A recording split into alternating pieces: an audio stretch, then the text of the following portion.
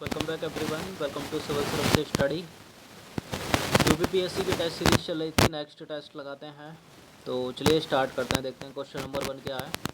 निम्नलिखित कथनों पर विचार करना। दो स्टेटमेंट है, यहाँ पर बताना है कि इनमें से कौन सा करेक्ट है। पहला स्टेटमेंट है, स्फैगनम जो है ब्रायोफाइटा वर्ग का पौधा है और प्रथम विश्व युद्ध के दौरान स्फैगनम का जो प्रयोग हुआ वो रुई की जगह घाव भरने के लिए किया गया था। बताइए इनमें से कौन सा करेक्ट है। देखिए दोनों ही के दोनों करेक्ट हैं, सी है इसका आंसर। क्वेश्चन नंबर 2 पर आ जाइए। निम्नलिखित कथनों पर विचार करना। तो स्टेटमेंट है, यहाँ पर बताना है कि इनमें से कौन सा करेक्ट है। पहला स्टेटमेंट है, टेरिडोफाइट वर्ग को विकसित बीज रहित पौधा कहा जाता है और जो फर्न है ना, फर्न, वो टेरिडोफाइट वर्ग का सबसे विख्यात पौधा है। तो है करेक्ट है दोनों के दोनों स्टेटमेंट। इसका आंसर क्या हो जाएगा? इसका आंसर हो जाएगा ऑप्शन नंबर सी, मतलब ऑप्शन नंबर डी हो जाएगा, क्योंकि असत्य पूछा है यहाँ पर। ये तो दोनों के दोनों करेक्ट है ना, तो उपरोक्त दोनों सत्य हैं। मुझे देखना इम्पोर्टेंट है कि सही पूछा है या सही नहीं पूछा है। क्वेश्चन नंबर 3 पर आ जाइए। निम्नलिखित कथनों में से कोई एक कथन असत्य है, बताना। असत्य नहीं होगा तो इसका आंसर डी होगा। चीड़ के पेड़ से तारपिन का तेल प्राप्त किया जाता है, हम इस पर पहले भी चर्चा कर चुके हैं। देवदार के पेड़ से सेड्रस तेल प्राप्त किया जाता है और इफेड्रा के रस से इफेड्रिन नामक जो है एल्कलाइड प्राप्त किया जाता है। बिल्कुल देखिए तीनों के तीनों करेक्ट हो गए। इसका आंसर हो जाएगा क्या? ऑप्शन नंबर डी हो जाएगा, क्योंकि गलत तो कोई है नहीं इनमें। तो उपरोक्त सारे के सारे कथन सत्य हैं। इफेड्रिन का उपयोग दमा तथा खांसी के रोगों में दवा के रूप में किया जाता है, याद रखिएगा। गेहूँ, मक्का, चावल निम्नलिखित में से किस कुल के पौधे हैं? गेहूँ, मक्का, चावल हैं ग्रेमिनेसी। किस कुल के हैं? ग्रेमिनेसी कुल के हैं। तो गेहूँ, मक्का, चावल जो है ग्रेमिनेसी कुल से संबंधित है और केला जो है वो म्यूजेसी कुल से संबंध रखता है। क्वेश्चन नंबर 5 पर आ जाइए। निम्नलिखित कथनों पर विचार करना है। दो स्टेटमेंट है, यहाँ पर बताने के में से कौन सा करेक्ट है। पहला स्टेटमेंट है, मूली सलजम जो है वो क्यूसीफेरी कुल से संबंध रखते हैं और कत्था, बबूल, अरहर जो है वो लेग्यूमिनेसी कुल से संबंध रखते हैं। ये दोनों के दोनों करेक्ट हैं। इसका आंसर हो जाएगा ऑप्शन नंबर सी। लेग्यूमिनेसी कुल की जड़ों में, पौधों की जड़ों में तो पाया जाता है राइजोबियम। क्वेश्चन नंबर 6 पर आ जाइए। निम्नलिखित में से कोई एक कथन जो है वो असत्य है, गलत है। कौन सा गलत है देखते हैं।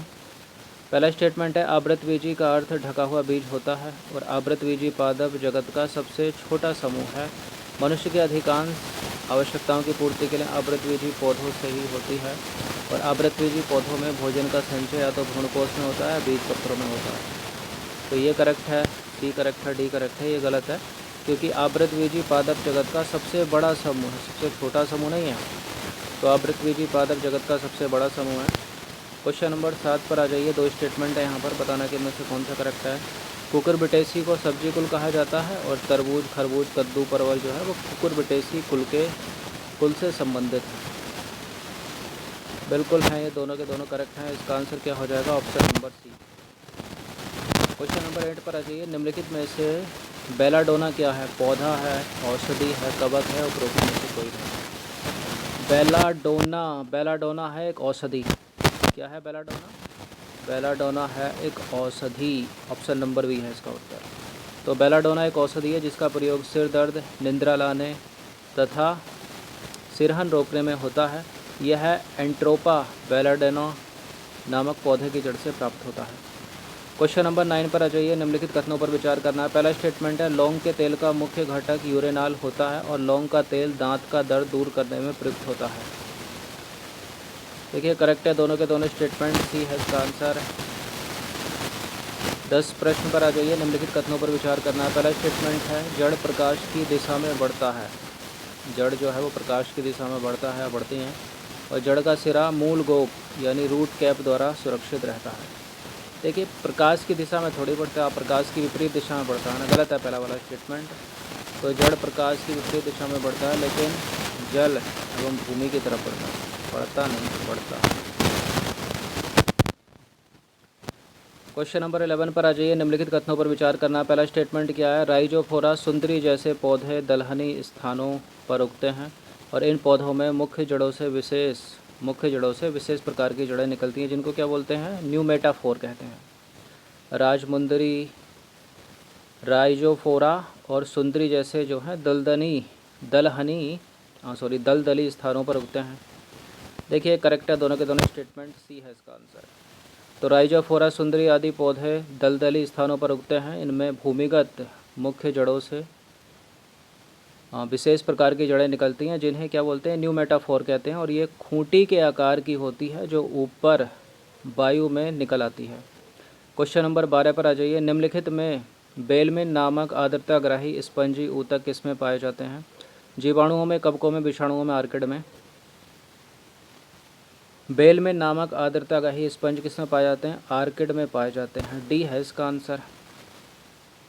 तो देखिए अधिपादप मूल रूप से पौधों में जड़ें पत्तियों के कक्ष से निकलकर जो है हवा में लटकती रहती हैं और इन जड़ों में बेलमिन नामक आर्द्रताग्राही स्पंजी ऊतक उपस्थित होते हैं जो वायुमंडल की आर्द्रता को अवशोषित करता है। आर्किड इसका उदाहरण है।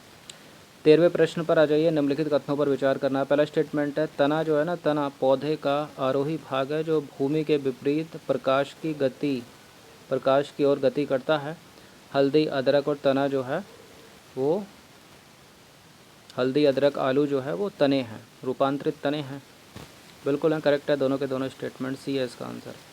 क्वेश्चन नंबर 14 पर आ जाइए। पत्तियां प्रकाश संश्लेषण की क्रिया द्वारा पौधों के लिए भोजन निर्माण का कार्य करती हैं और पत्तियां भोजन संग्रह का कार्य नहीं करती। पहला करेक्ट है। पत्तियां प्रकाश संश्लेषण एवं श्वसन के लिए विभिन्न गैसों का आदान प्रदान करती हैं। बिल्कुल करती हैं। कुछ पत्तियां परागण में भी सहायता करती हैं। तो जैसे कुछ पत्तियां परागण में सहायता करती है ना, वैसे कुछ पत्तियां भोजन संग्रह भी करती हैं। गलत है दूसरा वाला स्टेटमेंट। क्वेश्चन नंबर 15 पर आ जाइए। निम्नलिखित कथनों पर विचार करना। दो स्टेटमेंट है यहाँ पर, बताना कि इनमें से कौन सा करेक्ट है। पहला स्टेटमेंट है यूट्रिकुलेरिया स्थलीय कीटभक्षी पौधे का उदाहरण है और कीटभक्षी पौधे कीटों से अपने जो है नाइट्रोजन की आवश्यकता की पूर्ति करते हैं। देखिए दूसरा सही है, पहला गलत है, क्योंकि यूट्रिकुलेरिया जो है ना वो जलीय कीटभक्षी पौधा है, स्थलीय कीटभक्षी पौधा नहीं है। गलत है पहला स्टेटमेंट। तो यूट्रिकुलेरिया एक जलीय कीटभक्षी पौधा है, स्थलीय कीटभक्षी पौधा नहीं है। तो 15 प्रश्न थे ये बायोलॉजी के, अच्छे से इसका रिवीजन कर लीजिएगा 1 से 2 बार। धन्यवाद।